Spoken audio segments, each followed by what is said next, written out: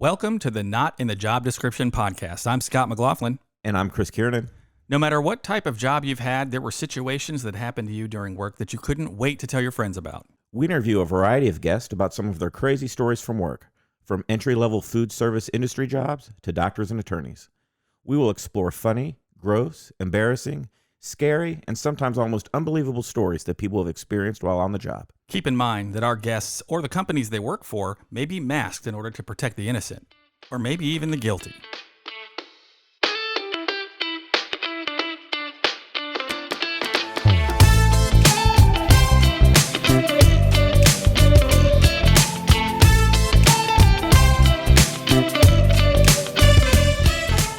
On today's show, we talked to JR about being in the construction business. Welcome, JR. How are you?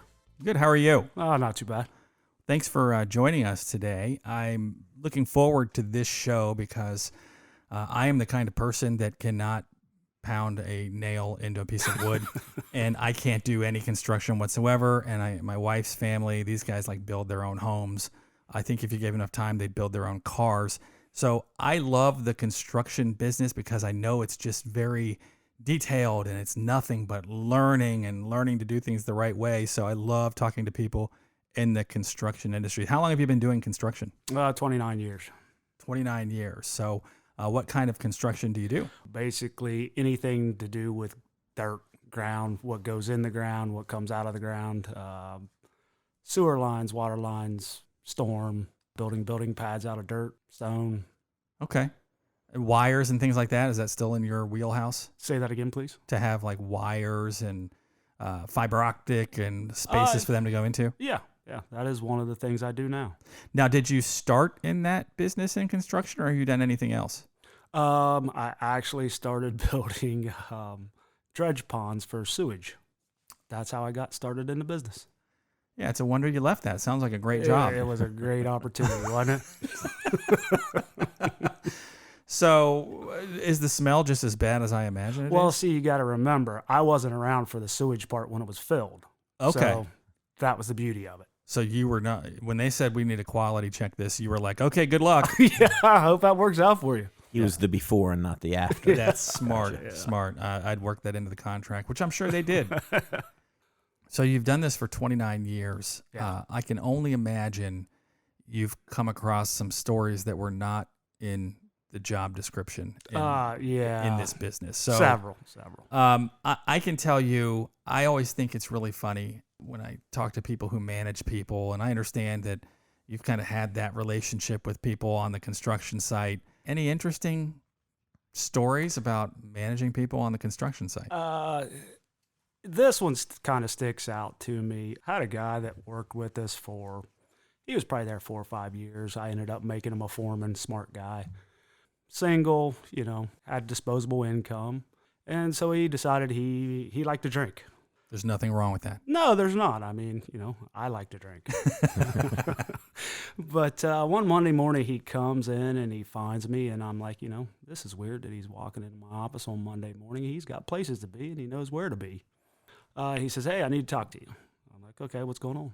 He says, I got a DUI. So immediately my head drops and I'm thinking, you're a foreman, you have a company truck, you just got a DUI, and now our insurance isn't going to cover you. How am I going to get the things I need to get to the job? So he asked me, he's like, am I going to lose my job over this? I said, you know what, Tom, no. I said, I'm going to figure some stuff out. My problem is, how'd you get here this morning? I drove the company truck. I'm like, so you got a DUI, right now that you don't have a license, and, you're driving the company truck. So it kind of clicked. The light bulb went off. I'm like, did you get the DUI in a company truck? He left that out of the story. He left that out of the story. Oh, my God. His head drops, and he was like, yes. I'm like, oh, man, this is going to be a tough one. I said, I need someone to come and pick you up. You can't work today. I'll give you a call this afternoon. Let me work it out. So I go to my bosses. I go to the CFO of the company. I said, hey, this guy's been here 4 or 5 years. I'd like to work it out with him. They're like, well, JR, he cannot drive a vehicle. I said, I'll work this part out. They said, if you want to keep him, but, this is kind of your deal. So I I work everything out to where I can have another person pick him up in his company truck, bring him to and from work. Here in Ohio, you know that you get a DUI. It's basically you lose your license for a year. Yeah. So we do this for a year. Oh, gosh. Yeah, I mean, it was a pain, but it worked out. The guy gets his license back. He has him back for, I would say, a month and a half. So he's back in the company vehicle. And one Monday morning, he walks into my office. I'm like, hey, what's going on? He says, I got something to tell you. I said, dude, if you tell me you got another damn DUI, I said, just walk the fuck out of my office. The guy throws his company keys on my desk and walks out. Oh, my gosh. Like, Now, was he in the company truck again? yes. Oh, that's Yes, sir. classic. Yeah. Wow. And I mean, I would have never expected it out of this guy. He was a really good guy. He did a great job. That's the worst part. You get somebody who's a really good worker and they Yeah. just make some dumb mistakes, and Yeah. that's horrible. I mean, is it tough to find? I know now, but I don't know historically. Is it tough to find good people to work for the company long term? Yeah, in that industry, what usually gets to people is the long hours and the cold. Those are the two factors that I've noticed I've always had a problem with. Yeah, I would imagine in that business, because you guys work 12 months out of the year, right? Yeah. So yeah. it doesn't matter whether it's 2 degrees outside. You guys are still out there right working. Right. Yeah, there is a guilty pleasure I have, Uh-oh. and it's around the construction business, and I think you already know it's not me doing any part of construction whatsoever. But if you really want to enjoy something that's really funny and inappropriate on Facebook, there is a Facebook group called the Construction Hall of Shame, Okay. and it is wildly inappropriate. I love it because, you can't talk about this stuff at work or anything like that, but you go on this Construction Hall of Shame, and I'll tell you, it is hilarious. And I have to let people know, one of the admins of this group has the same last name as me. It is no relation whatsoever. This is not us paying or them paying us to talk about the site. It's just a really funny group. It captures all kinds of humor on the construction site. There's always that, hey, does this look right to you? And you'll see someone destroy a construction job. Wow. And they get a lot of that. But one of the things they always kind of make fun of is, and you tell me if this is true or not, but you find a lot of people maybe with some drug issues that want to come and work there. Because that seems to be a theme that runs through on the Construction Hall of Shame. Okay. So I can give you another story if you want one. I think that's what we're here to do. That's why we're here. Okay. So against my better judgment, I gave an individual a chance. He told me he was a dozer operator. A couple guys were like, man, I really don't want to work with this guy. I said, well, give him a shot. I said, I had him on a dozer for about an hour. He didn't do that bad. So try him out. We're doing a project at a local university, and they are building new dormitories. And at the bottom of the dormitories, there's these granite blocks or decorative pads. And, he's grading around them, and I show up on site, and I look, and I'm like, is that panel cracked? I'm talking to one of my foremen. He's like, no, I don't think so. So the dozer operator, he's going down, working from right to left, grading in front of these panels. And I looked at the next panel, and I'm like, dude, that panel's cracked. And so is the one beside it. So me and the foreman walk up, and he's still working, and the one beside that's cracked. Now we have, and when I say panels, I mean, they're not like tiles that you would put in your bathroom or on your floor. These are probably 3 foot by 3 foot, 4 foot by 4 foot, several $100s a piece. Yeah. This guy's cracked 5 of them. Oh. So anytime you have any type of accident on the job, you have to go get a drug test. So I call my boss up, and I'm like, hey, meet me down at the drug testing place. I need to have somebody with me to administer, just to watch this test go on. He's like, okay, I'll meet you down there. So I'm signing this guy in. I'm paying for the drug test. I turn around, and this guy's gone. And I looked at the lady. I'm like, did you see where the guy that walked in with me went? She's like, he went out the door. So the next thing I know, my boss walks through the door and he says, JR, is that guy outside? I said, I just asked where he went. So all of a sudden, this guy's wife shows up and he's drinking something and he comes back up and now he's ready to take the drug test. He passes the drug test, so I can't fire him. So I'm like, what do I do with this guy? I grab my foreman the next day and I'm sitting down talking to him and I said, anything that is difficult, hard, has to do with anything that's going to make you exhausted, he does from now on. 3 days later, he quit. Yeah, just keep him away from the expensive stuff. Yeah. I think the other thing. Yeah, the drug testing stuff at work is interesting. I have a long history of working in call centers, and early in my career, I worked at a company, and we did a lot of things over the phone. And one time we had a customer that was wanting to talk to a manager, and then that manager wanted to talk to another manager. And come to find out, they get a hold of this manager and they say, listen, I think you guys might be having a medical emergency with one of your employees. And we said, well, what's happening? And this is back when the technology was such that, the place I worked didn't record all their calls. That was kind of an expensive thing. But he said, I was talking to this guy and he sounded absolutely fine. And then he would just say something that made no sense. So we're scrambling to go to this recording system and find out what this agent was saying. And it was the most bizarre thing. He answers the phone call and he starts talking to the customer just as clear as can be. And then he said something like, so were you on the dating game? And it had absolutely nothing to do with what the customer's calling about. And the customer said, wait a minute, are you talking to me? And he's like, yeah.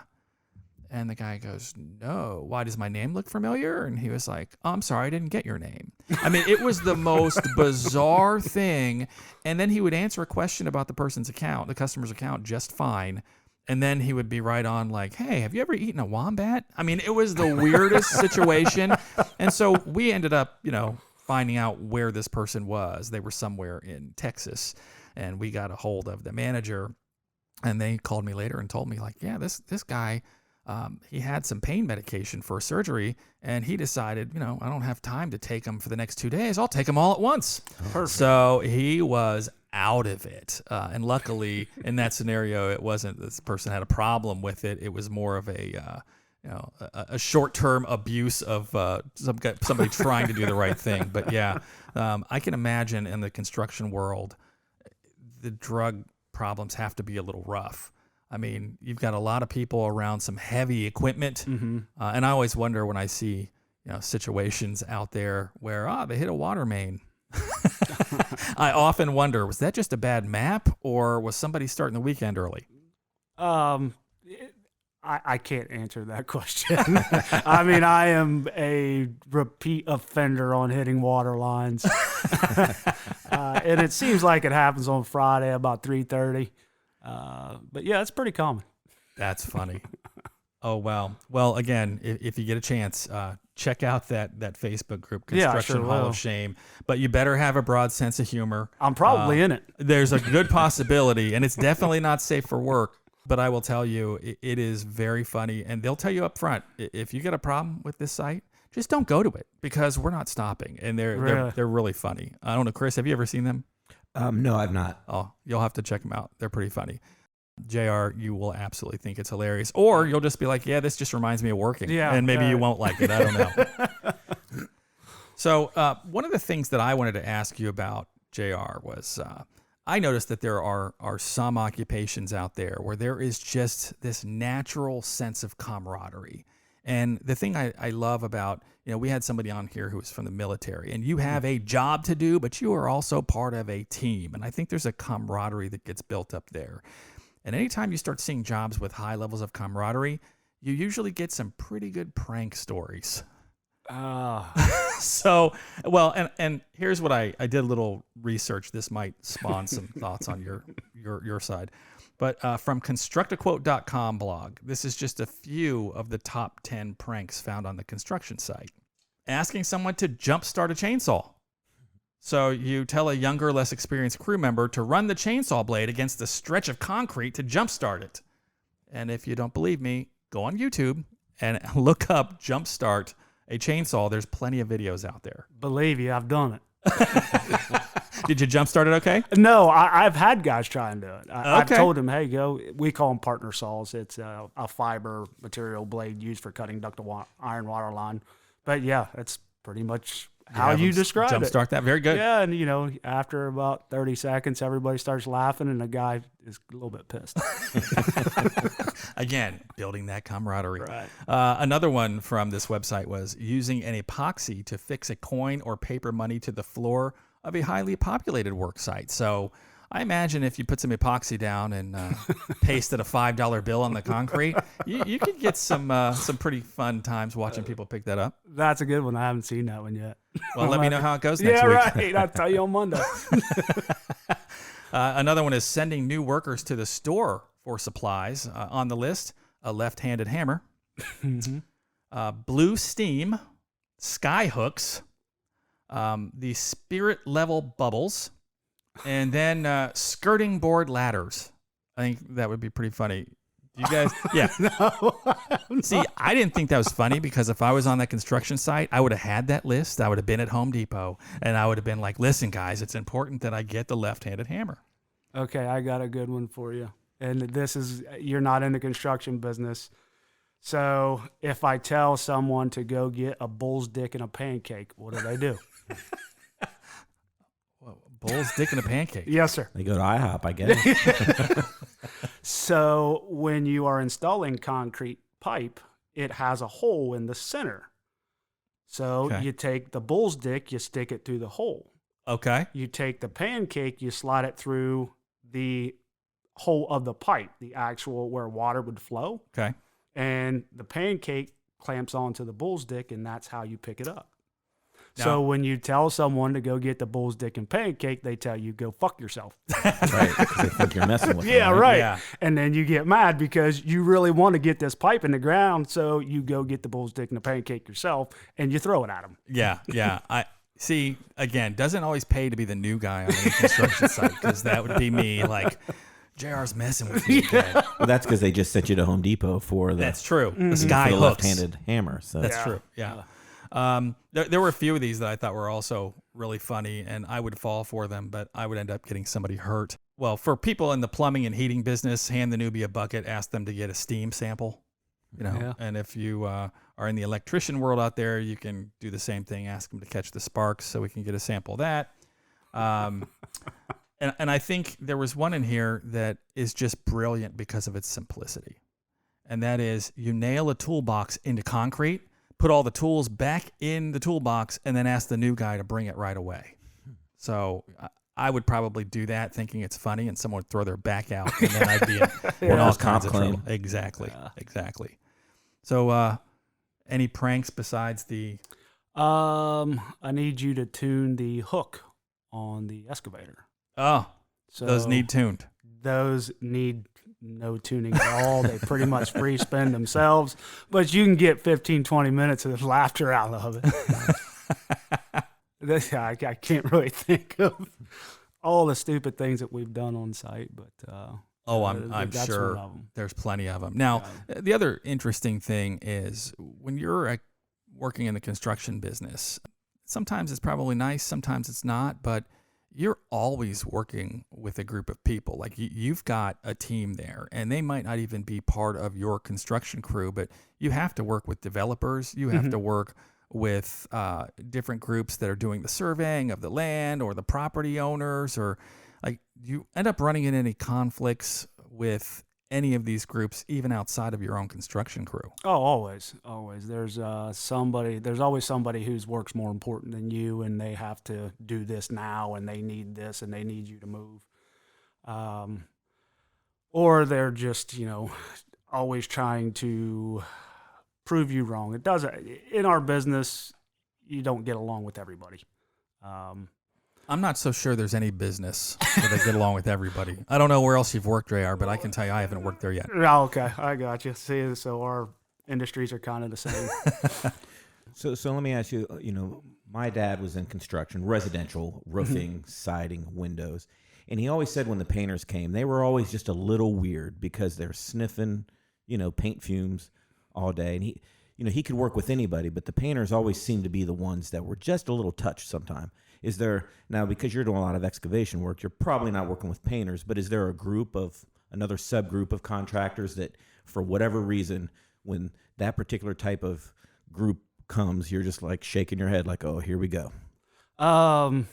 Yeah, what stands out to me kind of is guys that hang steel. They are a lot different. They take a risk that I'm not afraid of heights, but you see a guy 35 feet up in the air standing on a steel beam. Right. That's a special kind of breed right there. Yeah. Right. And once again, they think that they take precedence over everybody for the simple fact that without them, this building doesn't get built. It won't have a frame. Do you remind them without a foundation? I remind them that other than their crane, my equipment is bigger than yours. So we had a job and we were helping build this building. They were there and the steel guys decided we are going to park wherever we want. So several times, hey, can you guys move your vehicles? Can you guys move your vehicles?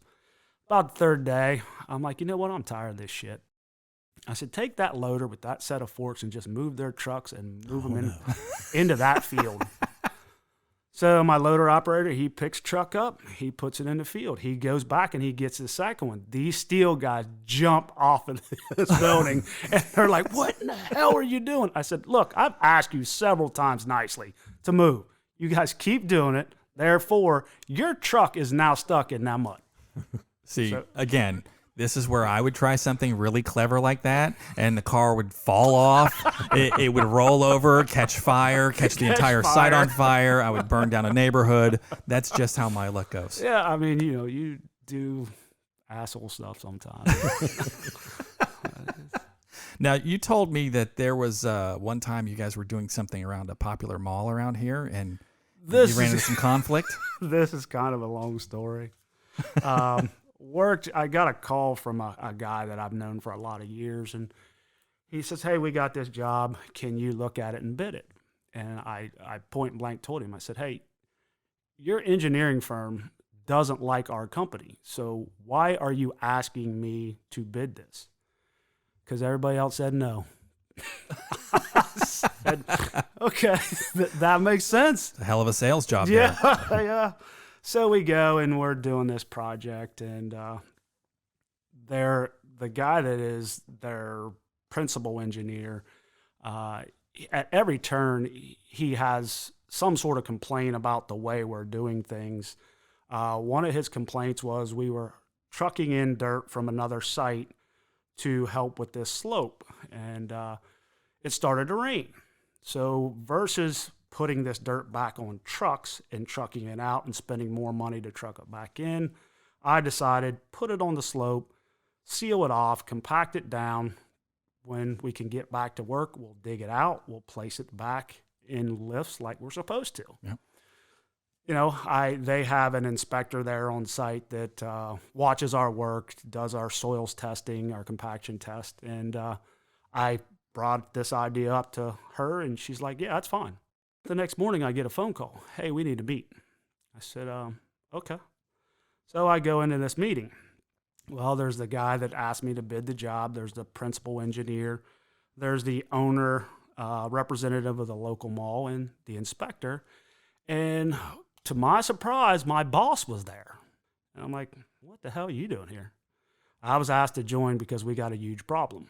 I said, okay, what's the problem? You got to remember, this is 35-year-old JR who really does not care.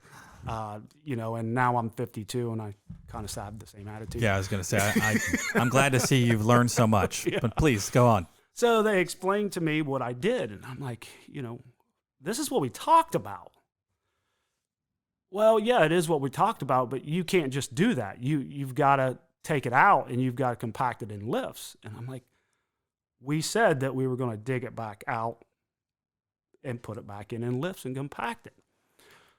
well, we don't like the way that you're compacting. I'm like, okay, I have not had one single test fail. So what part don't you like? We want you to use a different piece of equipment. So this is a big slope. At the bottom of the slope is a protected wetlands. I'm like, okay, if I use your method of, and I don't know how to explain this, it's like a drum. It's got big spikes on it, and basically once it rolls across the ground, it compacts it. Okay. I said, if I use that, I've got to have a cable on it to pull it back and forth. I said, here's the other problem. It's filled with liquid. They're like, yeah. I said, okay, do you know what the liquid is? This principal engineer, I don't know where he got his damn degree from, but I would hate for anybody's kid to go to that school. He says, yes, it's filled with water. I said, no, dumbass, it's filled with oil. Oh, yeah, nice. I said, That'll so help with the wetlands. if the cable breaks, it goes into the wetlands, the oil spills. Now there's a EPA's problem. got something to say about this. Oh, well, that's what you're going to use. So I made him sign a form saying that if it broke, if the wetlands got, damaged, they would pay for all the damage. So he signs it, and I'm like, God, you are stupid. There's no way I would sign that, but cool. So we do it, and I tell my guys, I said, when that cable breaks, don't do anything. Don't try and get the thing out. Don't try and pull the drum You're out. just going to make matters worse. Yeah, right. don't do anything. I said, call me. That is the only thing I need you to do is call me. So about 2 hours in, I get a call from my foreman. I said, cable break? He says, yep. I said, don't do anything. He says, dude, I got a sandwich right now. I'm sitting here. So I go to my boss and I said, hey, that cable broke and that drum is in the wetlands. I said, I need $1,500 to go buy another cable long enough to pull it out. And my boss kind of looks at me and he says, I do believe you said that was going to happen. I said, I do believe that you agreed with the dumbass engineer. And once again, this is not me ad-libbing. This is pretty much how the conversation went. So I go buy a cable, I pull it out. I go to the engineer. I said, hey, you guys may have to deal with this wetlands deal if anybody saw it. He's pissed because I was right, and I got to finish this job. So we finished the job. I get a call from the owner's representative, and he says, hey, JR, we have another slope slip. I was wanting to know if you guys would be interested in fixing it. I said, no. He says, this principal engineer is no longer involved. We fired him. Oh, nice. Yeah. I'm like, okay, so that works out for me. So we did the second one, which went a lot better. No hassles.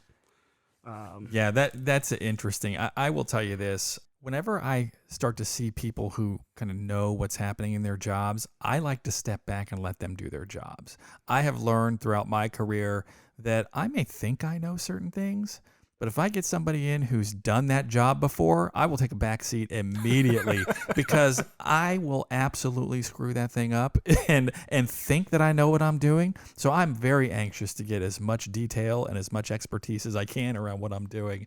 And it's just amazing.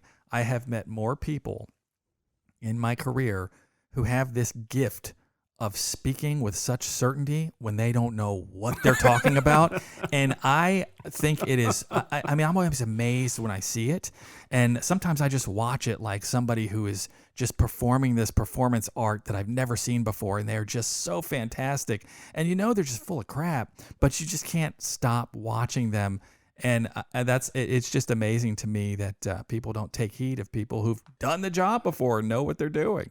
Yeah, it's like you said, it's fantastic to watch, but it costs twice as much to fix. Always remember that. Yeah, I'm sure. Yeah. That kind of leads me to a question. Whenever possible, right, you should consult the professionals, but there are people that want to just do things on their own. Maybe back in your residential construction days, it sounds like your current company's more commercial, but Yeah. back in your residential days, was there ever a time that somebody was trying to do something on their own and just got in way over their head or just couldn't quite get it done, so they had to call in the professional? We had a lady, she was a very nice lady, lived out on a farm, and she wanted a pond dug. So Her and her husband rented an excavator and a bulldozer. Problem was, neither one of them had ever ran one. So I get a call once again from one of my bosses and says, hey, I need you to go to this address. I need you to check this out. So I go to the address. I knock on the door, and the lady comes out, and she says, so-and-so sent you? I said, yes, ma'am. I said, what am I supposed to be looking at? Over here. So she walks me probably an eighth of a mile through the woods, and I see an excavator in a hole. I'm like, okay, what exactly am I here to do? Well, we rented it. We need it out. You're playing cleanup. I said, okay, how much are you going to charge me to get it out? I said, honestly, I said, if you give me 5 minutes, I said, I'll have it out. I run back to my truck. I get the keys. Well, I get the excavator out, no problem. And I'm looking, and there's glass everywhere. They had busted the windows out of this thing somehow. I had still, to this day, I've done this for 29 years. I've never figured out how they busted the windows out. So she hires us to finish digging the pond. The rental company comes to pick up the excavator and the dozer that they've rented, and the guy picking it up was pretty pissed off at me. I looked at him. I said, I had nothing to do with that. Yeah. How did they break the window? I don't know. I don't know if when they were curling the bucket up, they curled it up with a big rock in it. Yeah. I'd like to think they locked the keys in it. You know what, Scott? I never thought of that. Yeah, that would make a better story for sure. Yeah. That's funny. Yeah. So, I mean, that's just people using equipment they're not familiar with. Yeah. And people talk about the construction business, and I've mentioned it before. I am always amazed at people who are into that kind of thing, and especially if they do it for a living, because there is a certain amount of expertise you get that you only get through that experience. And if you don't do shit right, you get hurt. I mean, it's not like, if my job, I do something wrong, everybody just kind of looks and goes, let's not do that again. We learn. Sometimes that's a good thing. It just goes to show it's so important. And people talk about the construction business or anything where you have this equipment. That stuff is dangerous. It does make a lot of sense to hire professionals who know what they're doing. And you got to be ready to work when you go into those kinds of jobs. So the motto "safety third" is not the best thing to practice. Well, I mean, it's always profit first, right? Yeah. So safety's always second. There you go.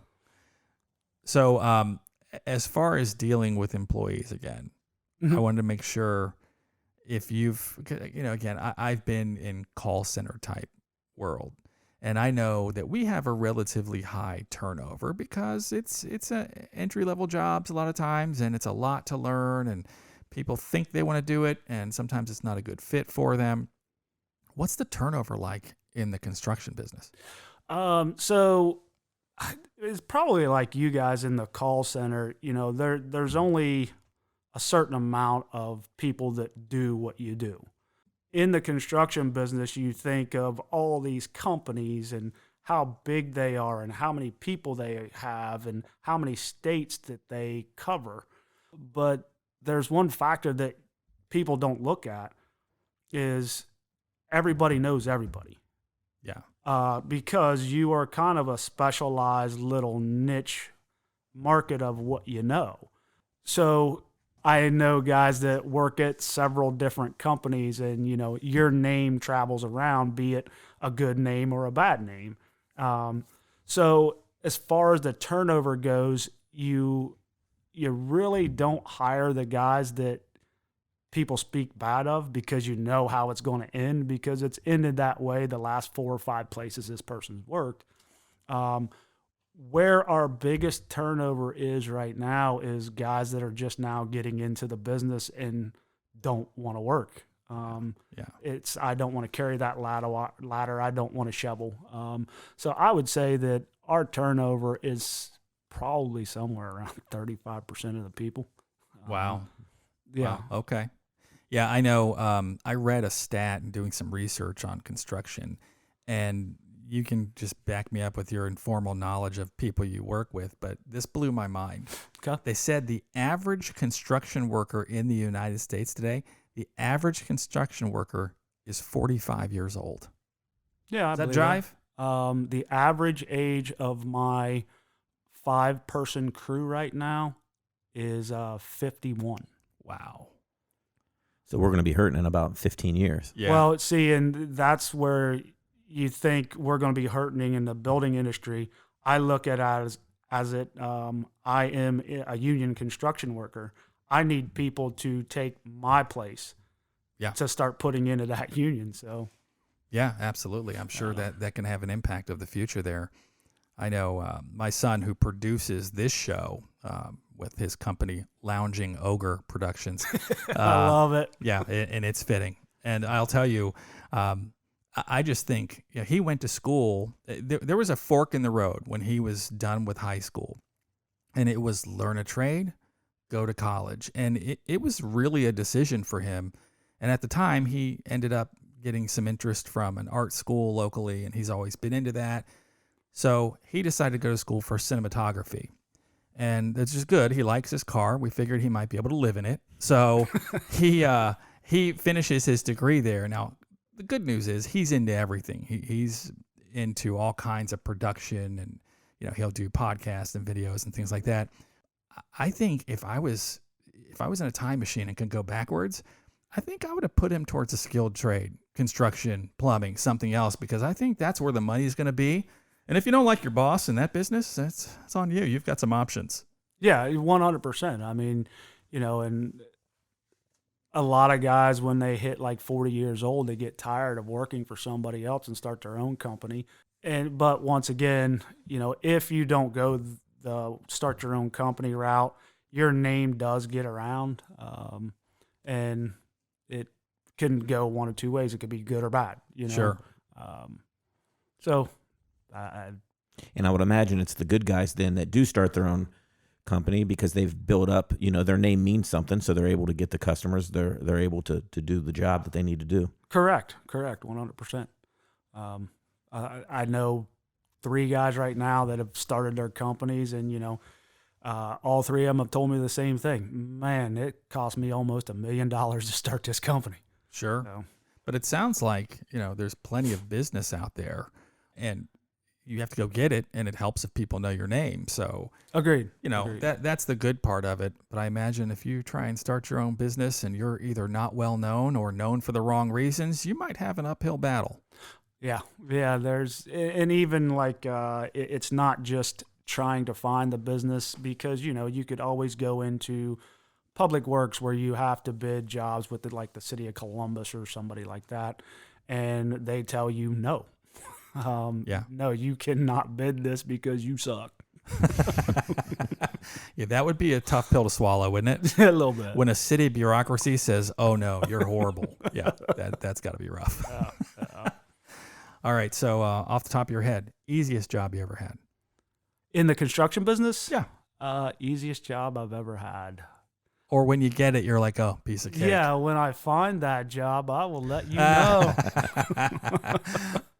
All right, hardest. Managing like 30, 40 guys a day. That was absolutely the hardest, because you can't make everybody's life easy. You can't make everybody happy.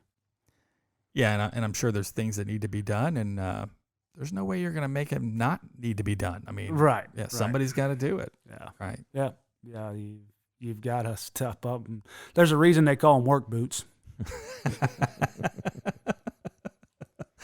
I'm sure you've said that before, the way that rolled off the tongue. Once or twice. All right. Well, JR, thank you very much for talking to us about the construction business. I've learned a lot. So, Chris, what do you think we've learned today? Yeah, I would say, everybody makes mistakes. Just don't do it in the work truck twice. Twice? Yeah. My grandma used to tell me that. Yeah. I learned that when JR says to move your trucks, it's probably a good idea to just move them. Just get them out of the way. Yeah. All right. Well, that about wraps it up for this episode. For Chris Kiernan and JR, this is Scott McLaughlin saying, we'll see you at work. Thank you for listening to the Not in the Job Description podcast. If you have a story you'd like to share, or if you'd like to be a guest on our podcast, please let us know by sending us an email with a brief description of your story to stories@notinthejob.com.